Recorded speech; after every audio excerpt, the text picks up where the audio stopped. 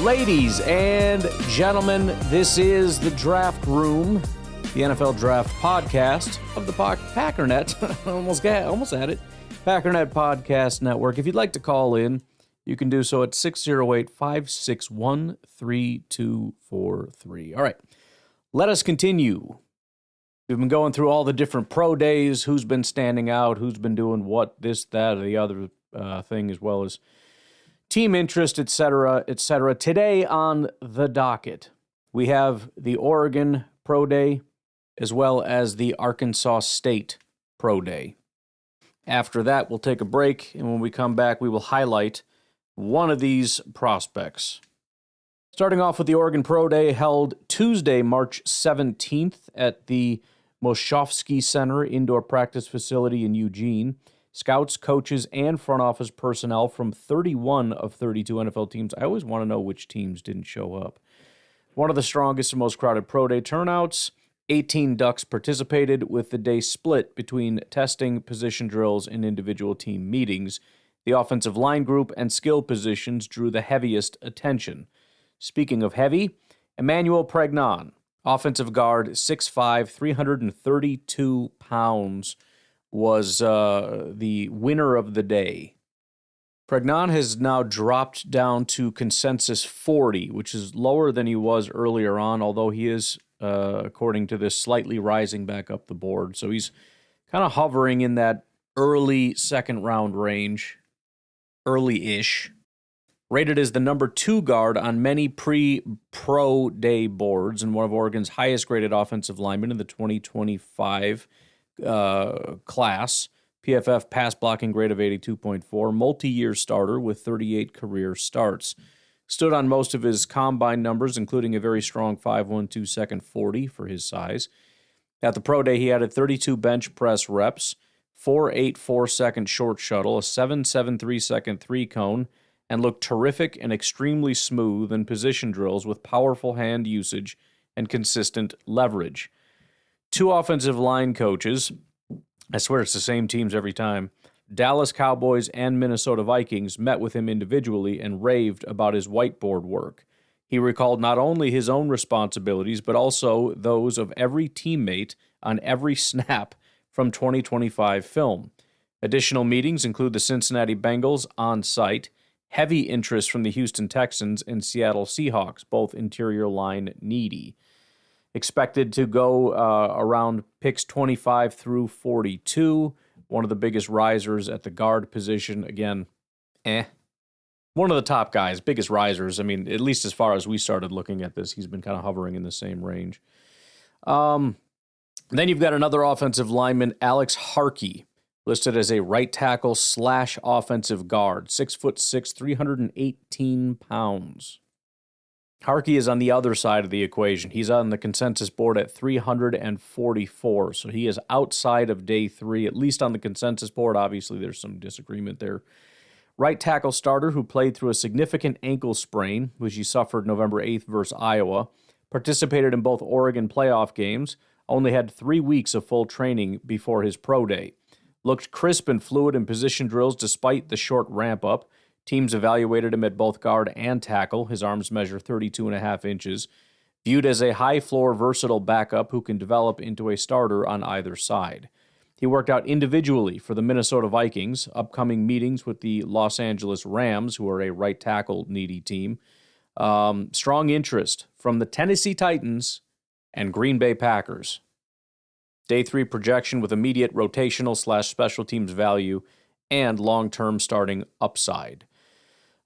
Next up, another offensive lineman, this time Isaiah World. Left tackle, 6'7", 315 pounds. He is currently on the consensus board at 138, so certainly in the draftable range. Did not participate due to knee injury suffered in the college football playoff semifinals versus Indiana. Underwent surgery, but is expected to be fully recovered by November 2026. Played through multiple injuries, including an earlier ankle injury at the end of the season. Scouts respect his toughness, but note he probably should have sat out the final games. Still viewed as a high upside left tackle prospect. Medical reevaluations in April will be key. Outside the offensive line prospects, still a ton of guys, including Malik Benson, wide receiver, 6'1", 195. Stood on his strong NFL combine numbers, which included a 4.38 second 40-yard dash. Looked exceptionally fluid in and out of breaks and caught the ball extremely well at the pro day workout. Actively telling teams he wants to contribute immediately on special teams, not only as a return specialist, but also as a gunner on coverage units. That's I'm sure he was told to say that, but that's pretty impressive. One-on-ones with the Washington Commanders, Arizona Cardinals, and Carolina Panthers. He has a scheduled workout with the Buffalo Bills on Thursday. Currently cemented as a day 3 draft pick due to his 2-for-1 value, receiver plus special teams. After that, you got Noah Whittington, running back, 5'9", 205. He's also in the day 3 camp at 259 on the consensus board. Did not participate, still recovering from a turf toe surgery several weeks ago. Skipped drills to avoid any setbacks before training camp. Receiving significant attention from the Washington Commanders, Kansas City Chiefs, and Chicago Bears. Arguably the top Oregon prospect, Kenyon Sadiq, highest rated 2026 prospect overall, one of the top tight ends in the class, clearly the top tight end in the class. Focused on his position drills and blocking work, looked natural and physical in line, while showing the same receiving fluidity that made him a matchup nightmare in 2025. No new testing numbers. Dylan Thieneman, the other guy that is arguably the top Oregon player, he has moved up the big board quite a bit. He's currently at 18 overall, Sadiq at 16. Stood on his strong combine numbers, limited participation in position drills, did look sharp and rangy in his coverage work. So, again, lots and lots of guys working out at Oregon, lots of eyeballs on some pretty important prospects, and that's why all but one team decided to show up. I'm sure somebody from that other team was there. He snuck in somewhere. Moving on to Arkansas State Pro Day, held Tuesday, March 17th, inside the Student Activities Center in Jonesboro, Arkansas. 12 Red Wolves participated in front of scouts and personnel from multiple NFL teams, including Washington Commanders, Las Vegas Raiders, Green Bay Packers, and San Francisco 49ers. The day was low volume but highly focused on skill positions and the defensive front, with Corey Rucker serving as the undisputed headliner.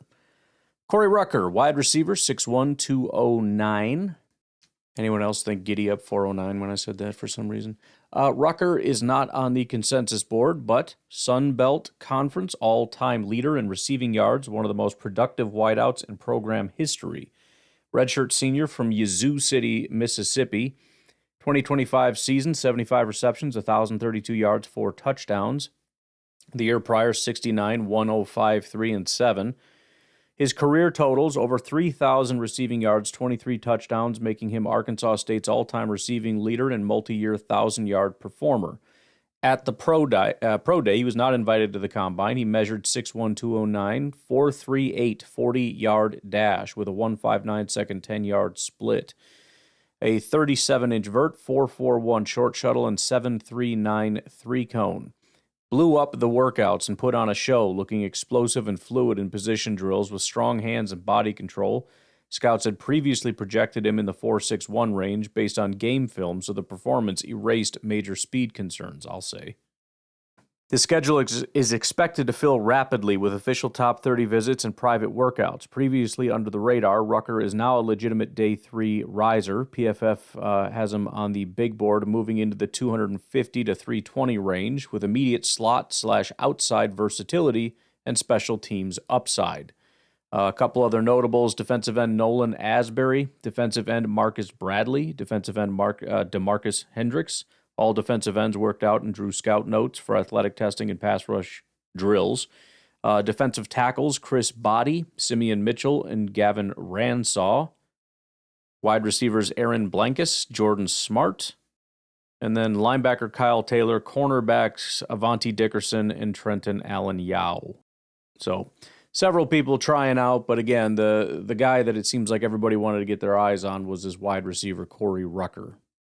All right, let's take a break. When we come back, we will do a little bit more of a deep dive into one of these prospects.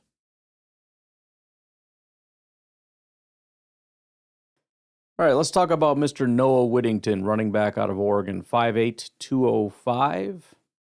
3-star recruit out of Peach County High School, where he started as a do-it-all back and receiver with 1,500 yards, a bunch of other stats. High school, who cares? Initially viewed as more of a wideout prospect, he signed with Western Kentucky in the 2020 class as a 2-star and immediately carved out a role before transferring to Oregon in 2022 and blossoming into a productive Power Conference workhorse. His college journey spans 6 seasons across 2 programs, beginning with steady contributions at Western Kentucky before exploding in Eugene. He finished his career with 523 carries for 2,950 yards and 21 touchdowns, plus 90 receptions for 544 yards and 4 scores, while also returning kicks. In 2025, as a redshirt senior, he led Oregon with 829 rushing yards, 129 carries, which is 6.4 average, and 6 touchdowns. He got all Big Ten honorable mention, posted an 83.6 overall PFF grade. Despite a torn ACL in 2023 that cost him most of the season, he returned to start 12 games in 2025 and showed the vision, toughness, and versatility that made him a reliable rotational piece. Despite being just 5'8", Whittington runs with low pad level, falls forward consistently, and forces missed tackles, turning what scouts see as a liability into a contact balance weapon. Strengths, vision, and patience, contact balance, toughness, receiving versatility, special teams utility, and ball security. Extremely low fumble rate across his 523 carries. The weaknesses: limited size and frame durability, average top-end speed and burst, pass protection limitations, and inconsistent hands at times.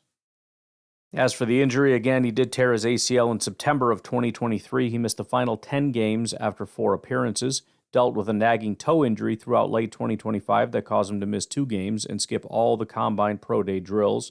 Durable enough to play through contact, but has a history of lower body injuries that teams will scrutinize. Pro comps: Bucky Irving. Both are compact, patient zone runners who play with outstanding vision, contact balance, and receiving chops despite their modest size. Whittington mirrors Irving's ability to maximize yards after contact in space. Secondary comp: Ray Davis, Buffalo Bills. I remember Ray Davis. I really liked him. Similar late bloomer, production spike, physical running style, and special teams value in a committee role. Otherwise, as far outside of the injuries, no real red flags. He's regarded as a high-character, hard-working leader, clean off-the-field profile, no character concerns. All right. Again, if you want access to the big board and whatnot, we're still plugging away at her over here. Link is in the description. Otherwise, I will talk to you later. Have a good one. Bye-bye.